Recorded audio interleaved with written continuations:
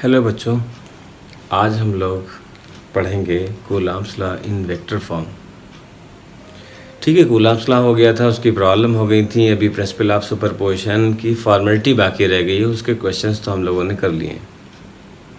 तो Coulomb's law vector form में क्या बताया जाता है, किस तरह से लिखते हैं, इसमें अच्छा खासा कन्फ्यूज़न है और इसको देखते हैं अच्छी तरह से कि ये किस तरह से ऑपरेट किया जाएगा। चलिए बच्चों, आइए देखते हैं Coulomb's law in vector form. तो सबसे सिंपल सी बात तो बच्चों ये है कि अगर दो चार्ज हैं यहाँ पर, एक Q1 है और एक Q2 चार्ज, ठीक है ना। Q1 Q2 दोनों चार्ज हैं। अब इन चार्जेस में हम लोगों ने पढ़ा था कि ये वाला चार्ज इसको रिपेल करेगा तो ये फोर्स लगाएगा इसके ऊपर, और इस फोर्स का नाम होगा बच्चों F12, force on one due to 2। और ये वाला चार्ज इसको रिपेल करेगा, ये फोर्स इधर लगाएगा F21, ये फोर्स F21 है।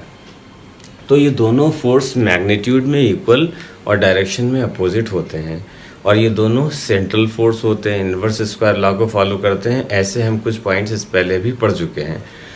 तो सेंट्रल फोर्स क्या होता है, जब दोनों को मिलाने वाली लाइन के अलॉन्ग ही फोर्स लगते हैं, इधर या इधर ना लगकर इसी लाइन पे लग रहा हो फोर्स। अगर दोनों अपोजिट नेचर के चार्ज हैं तो अट्रैक्टिव फोर्स होगा, अदरवाइज रिपल्सिव फोर्स है। मगर ये दोनों ही फोर्स अट्रैक्टिव या रिपल्सिव जो भी हैं लाइन के अलॉन्ग ही हैं, ठीक। तो अब इसको लिखते हैं। इसके लिखने में थोड़ा सा कन्फ्यूज़न रहता है बच्चों को, तो ध्यान से देखो अच्छी तरह से। F12 अगर देखा जाए तो 1/4 pi epsilon naught Q1 Q2 upon R square. यहाँ पर K भी था, मगर वो K कहाँ चला गया, ये एयर या वैक्यूम के केस में उसकी वैल्यू 1 प्लेस कर दी। तो इतनी बात यहाँ पर आ गई। अब अगर हम ये देखें कि LHS तो इसमें स्केलर है, मगर RHS इसमें LHS तो वेक्टर है, मगर RHS इसमें क्या है, स्केलर है। अगर हम वेक्टर फॉर्म में से देखें तो इस वक्त तो ये इनकरेक्ट है। तो करेक्ट होने के लिए क्या चाहिए, करेक्ट होने के लिए दोनों ही साइड जो है वेक्टर होना चाहिए। तो इधर वेक्टर होने के लिए हम या तो यूं कहें कि इसको एक यूनिट वेक्टर से मल्टीप्लाई कर दें, ठीक है ना बच्चों। तो इसको यूनिट वेक्टर से मल्टीप्लाई करने का मतलब है कि R कैप से मल्टीप्लाई कर दिया गया, यूं हो गया। और इस R कैप की डायरेक्शन क्या होगी, तो सबसे पहले तो अभी 1 2 ना लिखकर सबसे सिंपल सी बात बताएं कि वेक्टर फॉर्म में लिखने के लिए ये एक फोर्स है, कोई भी 1 2 या 2 1 हुआ तो उसको वेक्टर बनाने के लिए यूनिट वेक्टर से मल्टीप्लाई कर दिया गया। तो ये बात वेक्टर फॉर्म में बिल्कुल सही है। दूसरा ये हुआ कि इसी को हम यूँ भी लिख सकते हैं, F=, रेड कलर से विजिबिलिटी आ रही है, बेहतरीन एकदम। F=1/4 पाई epsilon naught Q1 Q2 upon R square. और यहाँ पर हम लोगों ने लिखा है इसको वेक्टर R अपान R, और इसको हाईलाइट करने के लिए मॉड का साइन लगा दिया, मॉडुलस, मैग्नीट्यूड है ये। तो यहाँ पर ये मैग्नीट्यूड का साइन है या मॉड का, इसका मतलब क्या है कि इस वक्त इसकी डायरेक्शन नहीं है। और ये बात हम लोगों ने 11th में पढ़ी थी कि कोई भी यूनिट वेक्टर क्या होता है, जब किसी भी वेक्टर को उसके ही मैग्नीट्यूड से डिवाइड कर दिया जाए। भाई इसके ऊपर एरो नहीं लगा हुआ तो मैग्नीट्यूड है, या इसको हाईलाइट करने के लिए थोड़ा सा ये पैरेलल लाइंस लगा दी गई। तो इस यूनिट वेक्टर की जगह पर हमने ये लिख दिया, और इसी को यही, जैसे ये R है, ये भी मैग्नीट्यूड है, ये भी मैग्नीट्यूड है, तो इसको हम यूँ लिख सकते हैं कि F=1/4 पाई epsilon naught Q1 Q2 upon R cube, और यहाँ पर वेक्टर R आ जाएगा, ठीक। ये दूसरा इसका मेथड हो गया लिखने का। तो ये दोनों ही बातें शॉर्ट में सही है। अगर 1 मार्क्स का क्वेश्चन आता है तो इतनी बात काफ़ी है। अब 1 2 लिख के दिखाएं तुम लोगों को। देखो बच्चों, इसको अब हटाते हैं, अब देखेंगे हम लोग 1 2 के फॉर्म में। तो 1 2 के फॉर्म में कैसे लिखते हैं, दोनों फोर्स को हम बारी बारी लिखेंगे। सबसे पहले फोर्स तो हम F12 लिख रहे हैं, इसका मतलब है force acting on 1 due to charge 2, 1/4 pi epsilon naught Q1 Q2 upon R square. तो वही बात आई कि फोर्स एक वेक्टर क्वांटिटी है, मगर ये डिस्टेंस है, ये चार्ज है, ये स्केलर है, ये भी सब स्केलर हैं, तो RHS पूरा स्केलर है, ये इनकरेक्ट है। तो इसके लिए वेक्टर बनाने के लिए इस बार डायरेक्शन वाइज बात करते हैं हम लोग। तो यहाँ पर यूनिट वेक्टर जो लेंगे इसका नाम होगा R21। ये क्या है यूनिट वेक्टर? दरअसल ये पूरी जो डिस्टेंस है वो तो स्केलर हो गई, मगर यहाँ पर अगर हमें वेक्टर फॉर्म में लेना है तो 1 से 2 तक जाता हुआ जो एक पूरा यूनिट वेक्टर है इसका नाम है R12। यूनिट वेक्टर की डायरेक्शन मैग्नीट्यूड कितना है, ये यूनिट वेक्टर क्या है ये बात तो सबको पता होगी, मगर फिर भी एक बार देख लेते हैं। एक ऐसा वेक्टर जिसका मैग्नीट्यूड सिर्फ 1 होता है और उसकी डायरेक्शन भी होती है, उसे हम यूनिट वेक्टर कहते हैं। तो अगर हम किसी भी यूनिट वेक्टर को किसी भी स्केलर से यानी मैग्नीट्यूड से इंटू कर देते हैं तो हमें एक वेक्टर मिल जाता है। जैसे एक कैलकुलेशन हम लोगों ने पढ़ी थी वेक्टर में कि जब हम स्केलर को वेक्टर से मल्टीप्लाई करते हैं तो वेक्टर मिलता है। जैसे F = m है, m स्केलर है, ये वेक्टर है, इससे मल्टीप्लाई करके जो आ रहा है फोर्स वो एक वेक्टर क्वांटिटी है। इसी तरह से इस पूरे स्केलर टर्म को एक यूनिट वेक्टर 1 से मल्टीप्लाई कर दिया गया तो मैग्नीट्यूड अगर मान लो ये पूरा सॉल्व होके 50 आ रहा है तो वो तो 50 ही रहेगा, मगर यूनिट वेक्टर से मल्टीप्लाई होने का 50 × 1 वो 50 ही रहा, मगर ये स्केलर टर्म जो था वो पूरा होल मिलाकर अब ये वेक्टर हो चुका है। तो अब इसमें 2 1 हम लोगों ने क्यों लिया? क्योंकि 1 से 2 यूनिट वेक्टर की डायरेक्शन ये है और 2 से 1 तक आने में इसकी डायरेक्शन ये है। तो अब ये पूरा हुआ R, ठीक है ना, समझ रहे हो बच्चों? ये पूरा हुआ R। इस R को अगर हम इस वाले यूनिट वेक्टर से मल्टीप्लाई कर देते हैं, मान लो ये 5 मीटर डिस्टेंस है तो ये 5 मीटर तो अभी स्केलर है, मगर जब हम इसको इससे मल्टीप्लाई कर देंगे तो ये 5 मीटर एक वेक्टर क्वांटिटी बन जाएगी, एक डिस्प्लेसमेंट बन जाएगा। इस तरह से ये लिखा, समझ गए? तो जब इधर वाला फोर्स तो इधर वाला यूनिट वेक्टर या पूरी डिस्टेंस यूं को इस डायरेक्शन वाली है, इसको अभी भूल जाओ। बात समझ में आ गई? फिर इसी तरह से अगर हम देखें कि अगर हमें F21 लिखना हो तो ये होगा 1/4πε0। चार्जेस वही दोनों हैं, डिस्टेंस वही है r²। इस बार हमें कौन से यूनिट वेक्टर से इंटू करना होगा?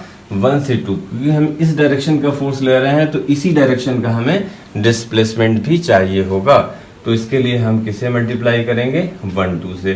तो इस तरह से इस मेथड के अकॉर्डिंग ये रिवर्स होता है। 1 2 है तो 2 1 और 2 1 है तो 1 2। ठीक, अब ये r का थोड़ा सा ऑपरेशन करके देख लेते हैं।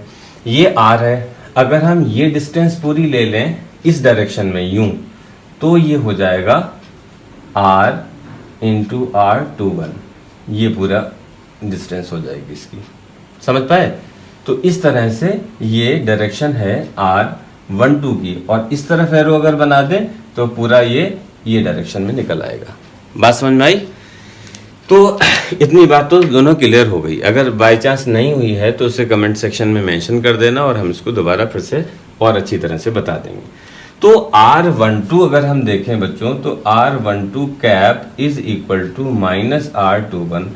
दोनों ही यूनिट वेक्टर हैं, मैग्नीट्यूड दोनों के 1 हैं और डायरेक्शन अपोजिट है, इसलिए हम लोगों ने यहाँ पर माइनस साइन लगाया हुआ है। तो अगर हम इसकी जगह पर प्लेस करना चाहें तो हम यहाँ पर माइनस का क्या लिख सकते हैं? 1 2 है तो उसका रिवर्स 2 1 रख सकते हैं माइनस का। इसकी जगह पर रखना चाहें तो R21 की जगह पर ये माइनस इधर शिफ्ट कर दो, R21 इक्वल टू माइनस का R12 हो जाएगा। तो लिख देते हैं माइनस का R12 इक्वल टू ये 2 1, यूं हो गया। ठीक, ये बात समझ गए? अब हम इस पहली एक्सप्रेशन में हम यहाँ पर ये वैल्यू लगाने वाले हैं।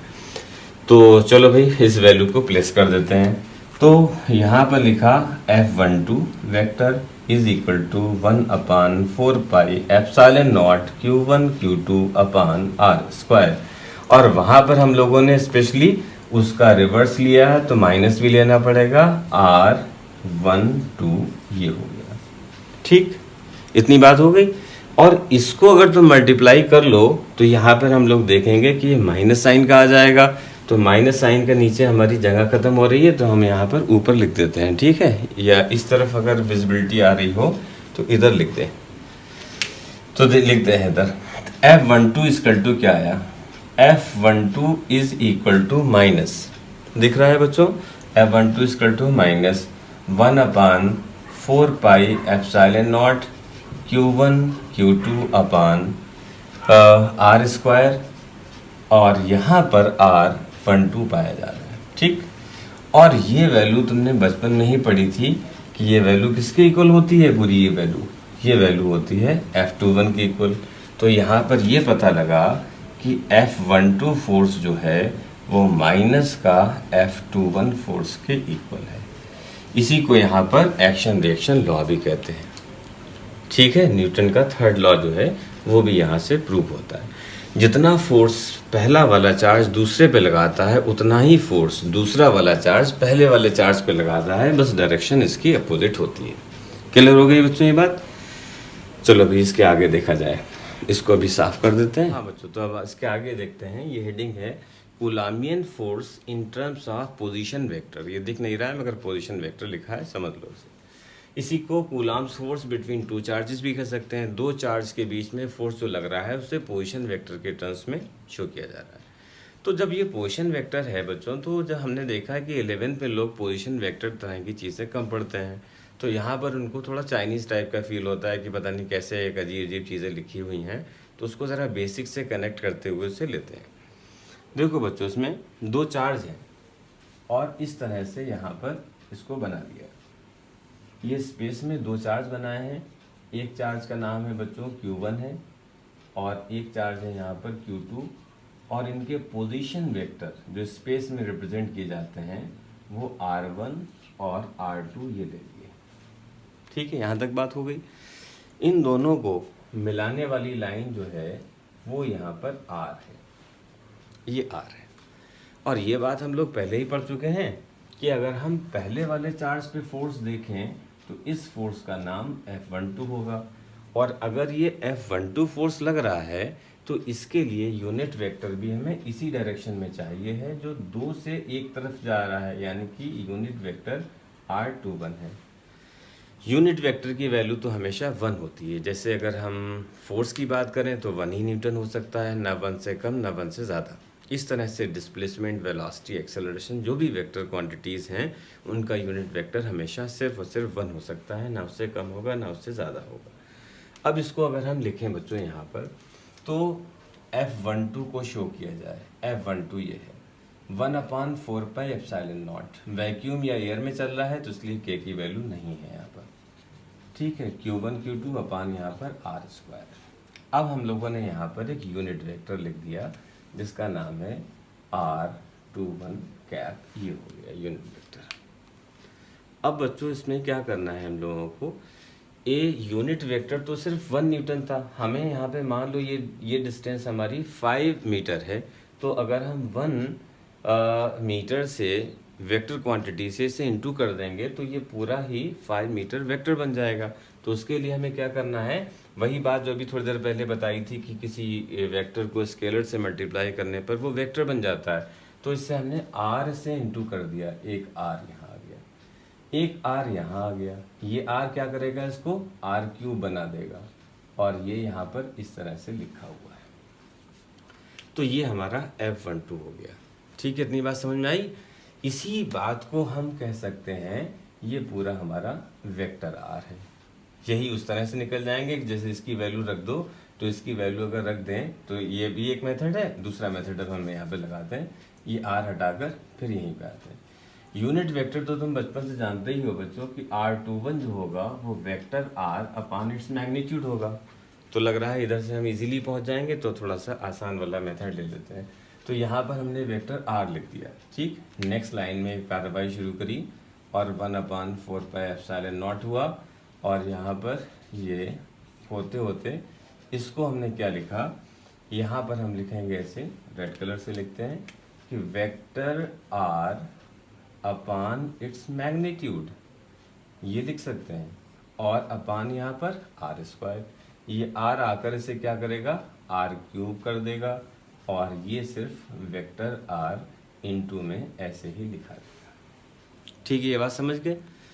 अब इसी को ज़रा दूसरी तरह से देखा जाए बच्चों, ये तो हुआ हमारा F12 हो गया। अब अगर इन दोनों में देखें बच्चों, यहाँ से वहाँ तक, तो इसमें ये तो एरो R2 का है और ये एरो है R1 का।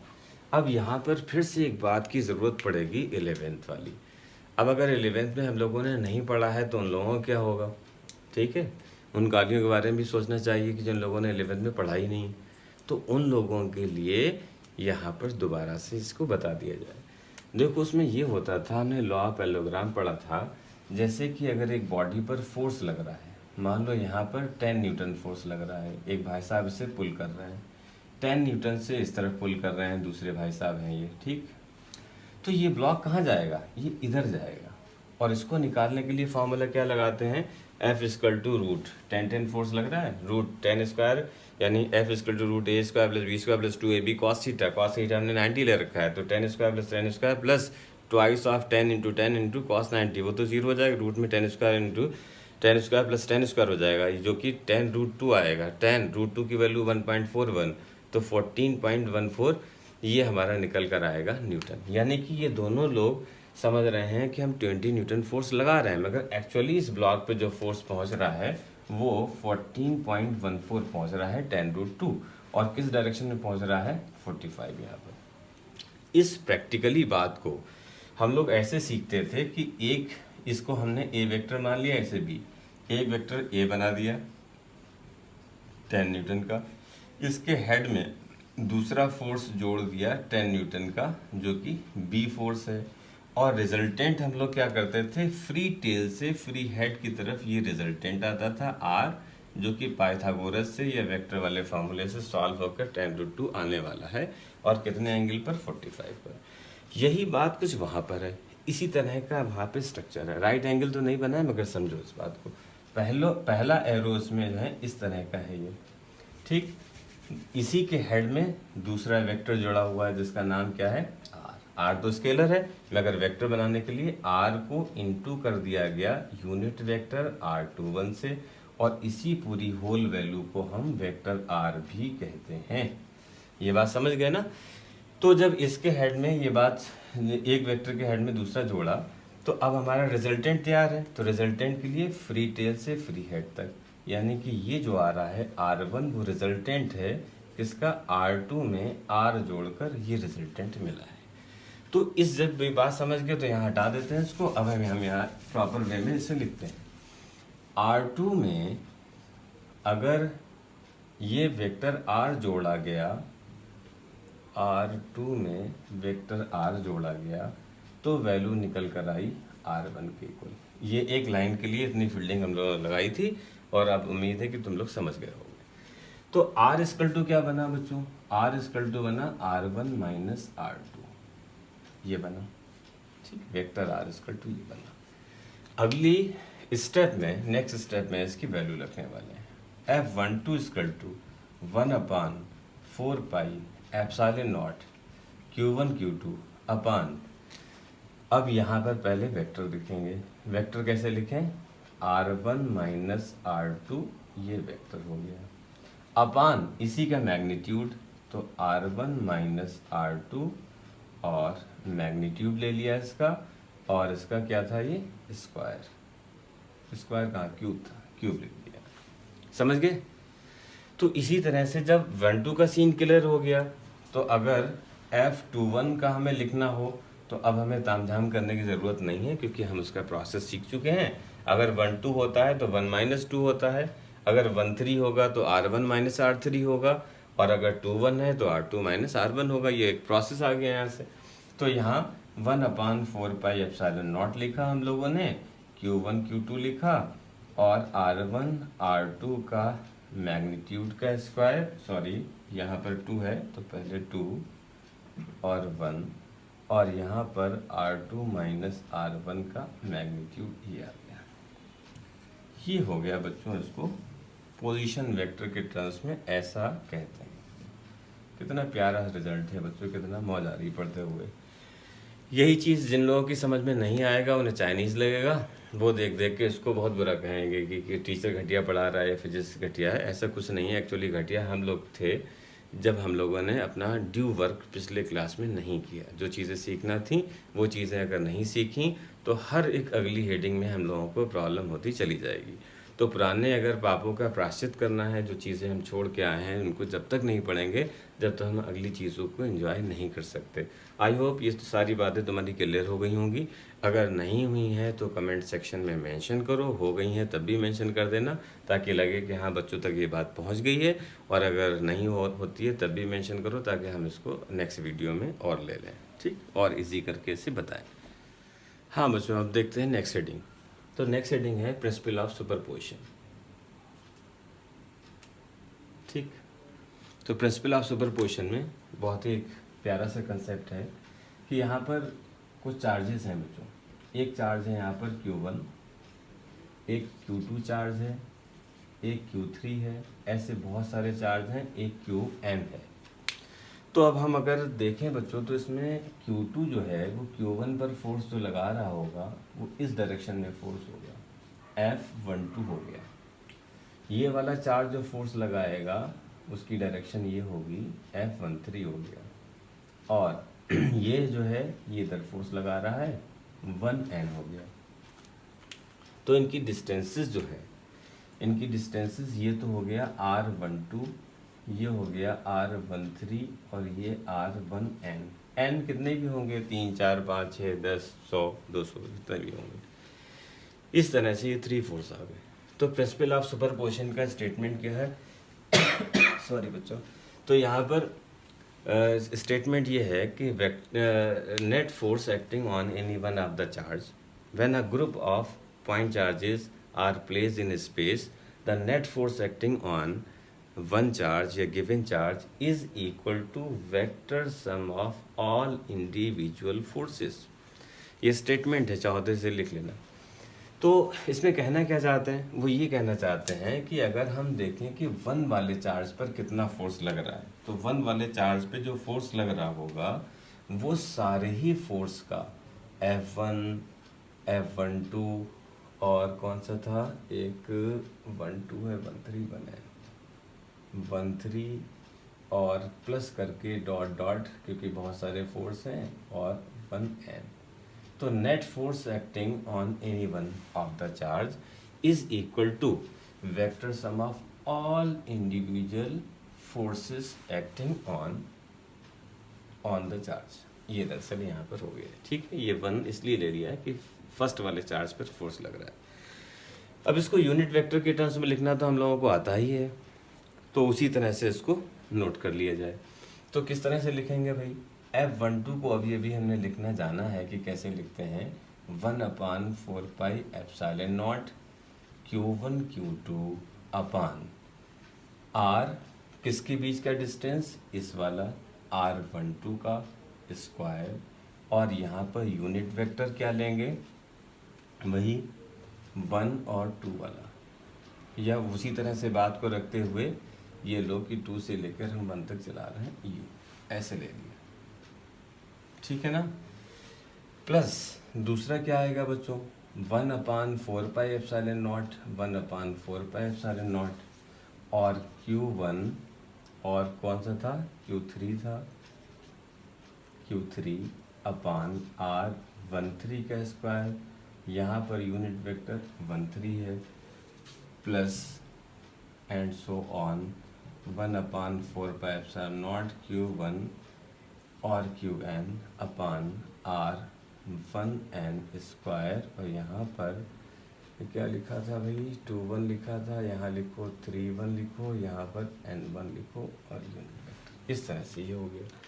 नेक्स्ट स्टेप में से क्या करा जा सकता है बच्चों, कॉमन लिया जा सकता है, 1/4πε0 कॉमन हो गया, और Q1 Q2 तो नहीं ले सकते, ये तो हमें लिखना ही होगा, Q1 Q2 R21 cap upon R12 square plus Q1 Q3 R31 cap upon R13 square plus Q1 Q2 RN1 cap upon R1n square.